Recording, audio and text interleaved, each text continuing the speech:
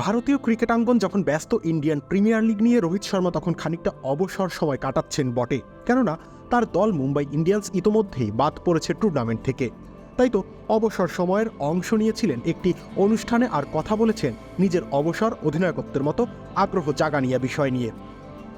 Cricket ক্যারিয়ারে এখন শেষ প্রান্তে দাঁড়িয়ে আছেন তিনি। ইতোমধ্যেই 17 বছর কাটিয়েছেন পেশাদার ক্রিকেটের সঙ্গে, তাই তো তার অবসর নিয়ে এখন চলছে জোর গুঞ্জন।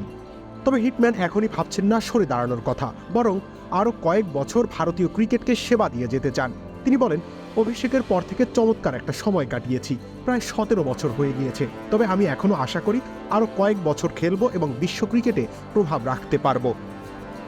বিরাট কোহলির পর 3 ফরম্যাটেই ভারতের অধিনায়ক হয়েছিলেন এই ডানহাতি। অধিনায়ক হওয়ার অনুভূতি প্রকাশ করতে গিয়ে তিনি বলেন, আপনার দেশকে নেতৃত্ব দেয়া আপনার জন্য সবচেয়ে বেশি সম্মানের, আমার জন্যও তাই।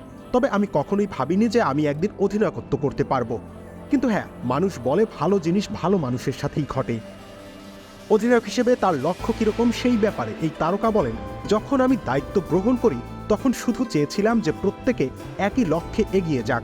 দল হয়ে খেলতে হবে, এটি ব্যক্তিগত মাইলফলকের খেলা নয়, বরং 11 জন মিলে কি অর্জন করতে পারে সেটিই আসুন।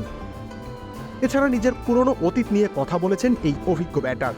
তিনি বলেন, আমার জীবনে আমি উত্থানের চেয়ে পতন বেশি দেখেছি, আর এই যে আজকের আমি এখানে আসার পেছনে অতীতে কি দেখেছি সেটাই আমাকে সাহায্য করেছে। রবিউল ইসলাম রনি, খেলা 71।